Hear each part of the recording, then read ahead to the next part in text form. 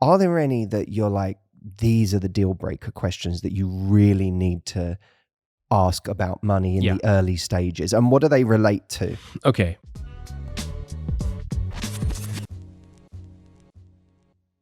Welcome, everybody, to the Love Life podcast. I am here today with a dear friend of mine, someone who is an inspiration to me, someone who has created an incredible world of his own with I Will Teach You to Be Rich, the website, I Will Teach You to Be Rich, the book, and now the podcast by the same name. Yeah. His name is Ramit Sethi. We go back years now. And this is one of many collaborations that I'm excited about, where I get to bring him into our world, especially because Ramit, if you don't know him, is a personal finance advisor, someone who has made this incredible path, teaching people about finance, about money, about their relationship with money, and now the relationship they have with their spouse as it concerns money. Yeah. And that brings him into our world, and something that I know a lot of people are going to be really interested in, because one of the most common things I come across in early dating is people just are sick of wasting their time. They don't want to go down the rabbit hole with someone who has different intentions than them, and it could be different intentions mean they want to fool around and I want a relationship and I want to find that out sooner rather than later. Another conversation of difference in intentions is kids. You know, I'd rather know now if they don't want kids. And another one is money. Yeah. I'd rather know now what their position is, how much debt they have, if they're in a position to be able to contribute at the level that I would like a partner of mine to be able to contribute, or do the same things as I want to do in life. And I suppose what all of these conversations have in common, the commitment conversation, the kids conversation, the money conversation, is that it feels like a very difficult thing to bring up early on. We would love to know on a first date if someone was like us and wanted a family one day. Yeah. But it feels like a very intense thing to say or ask someone on a first date.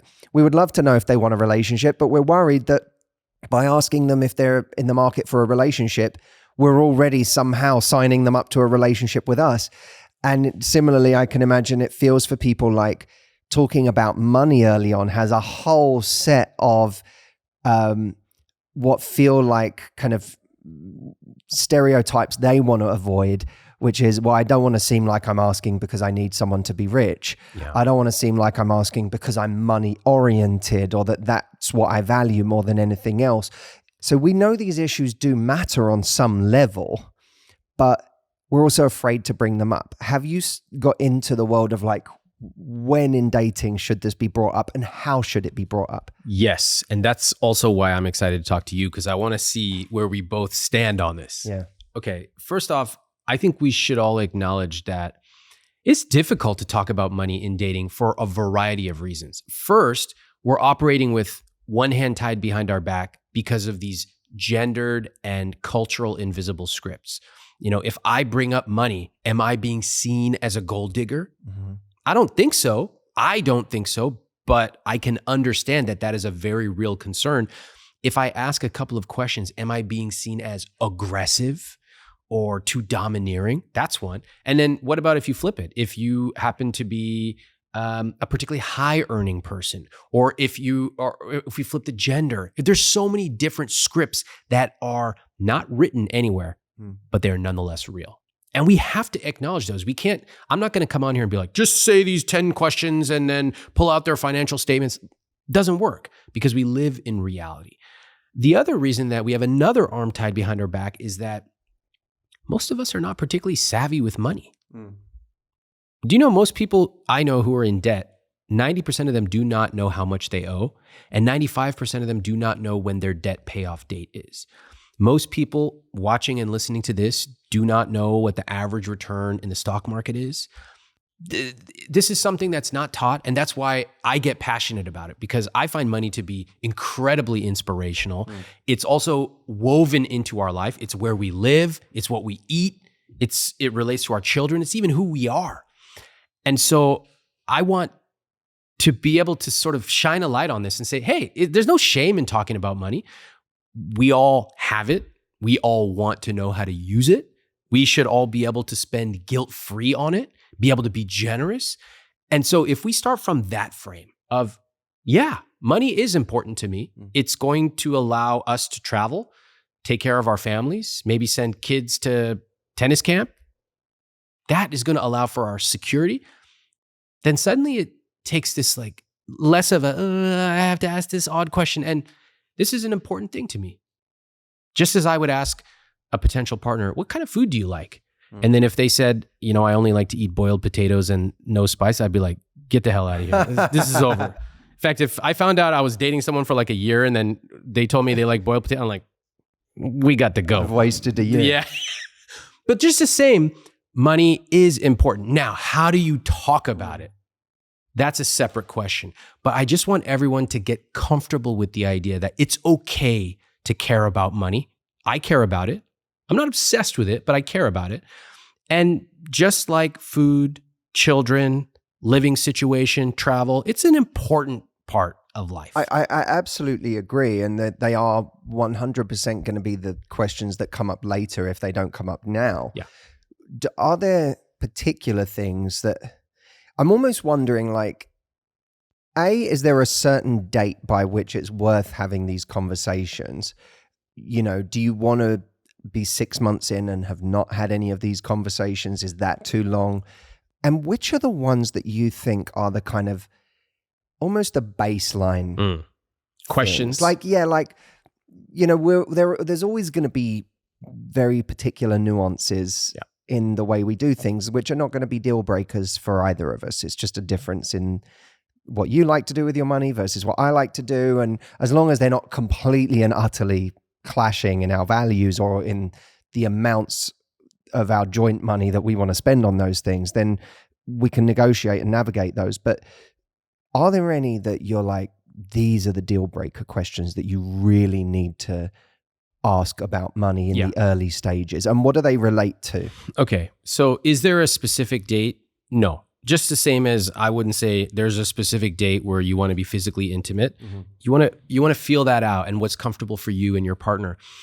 But for me, when there are natural moments in a relationship to talk about this, that is a great time. So certainly at a 1-year anniversary, obviously that's like, hey, this is like an amazing, let's take stock of where we are. What have we loved about the last year? What do we want to do in the next year? This is a moment.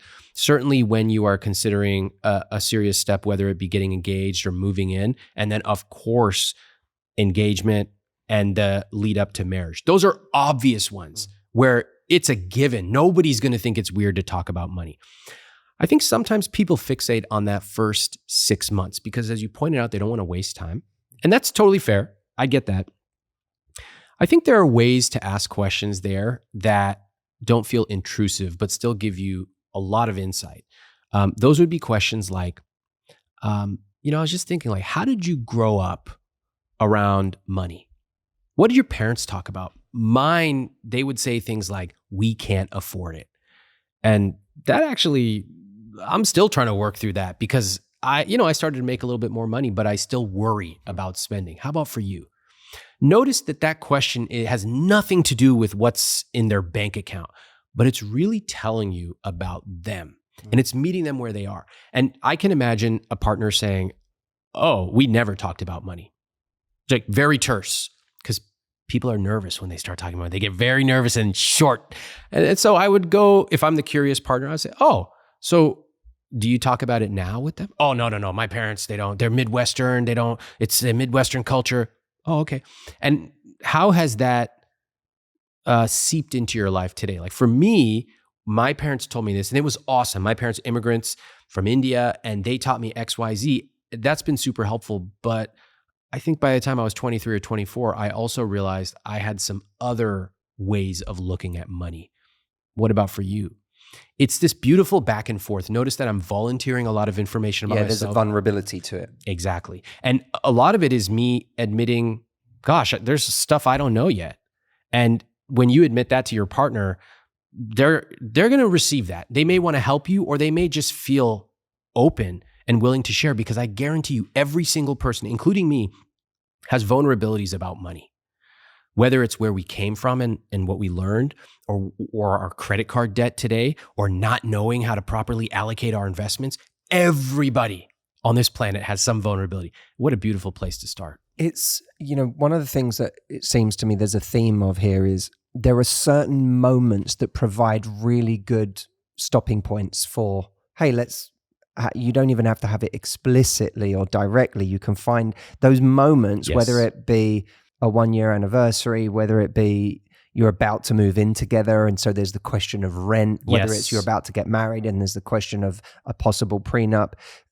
These are all moments where the money conversation becomes possible. And to that extent, even earlier, I think when you're eating out at restaurants, it's a great moment to talk to someone about, their relationship with eating at nice restaurants. Yes. And do they enjoy also eating at home, or do they enjoy, are they just as content eating noodles on the side of a street as they are in some 5-star restaurant? I feel like those moments are just as valuable in starting to get an early sense. Yes, I love that example. Eating out, perfect way to create an opportunity to talk. And I think what you're really revealing for people is that we often think about money as this separate topic. So there's our relationship, and then there's money. And money is this really nervous, and we're all insecure about it. But the way I see it is, it's all woven together. Money is a critical part of your life together. So when it comes to eating out, yeah, absolutely. You go out for the 5th time, you go, oh my gosh, I love this place. I remember when we grew up, we went to India, we'd eat street food. Sure, we'd get sick once in a while, but it was amazing. And the first time I had sushi was in my 20s. What about you? And you're actually learning a lot about, we grew up, we ate at a hotel every Sunday. That was a very fancy, oh my gosh, do you like that now? Da, da, da, da, da. And you start to connect over those things. So money is not this separate thing. It's actually deeply woven, and there's nothing to apologize for when it comes to learning about how your partner sees the world. Because it's exactly that. It's how you see the world. And the volunteering information about yourself in that way is it's a way of explaining your journey. Wait a minute. Before you go, what are you about to click on right now? I'll tell you the one that's come up on mine. Wasps in figs. Figs have tiny dead wasps inside them. Now, is that changing your life? I know it's not changing mine. But I have something that will change your life if you go to yourdatingsolution.com. You can put in your name, select the dating challenge that most applies to your life right now, and this tool will recommend one of my solutions that best fits your needs where you are in your love life right now. Check it out at yourdatingsolution.com.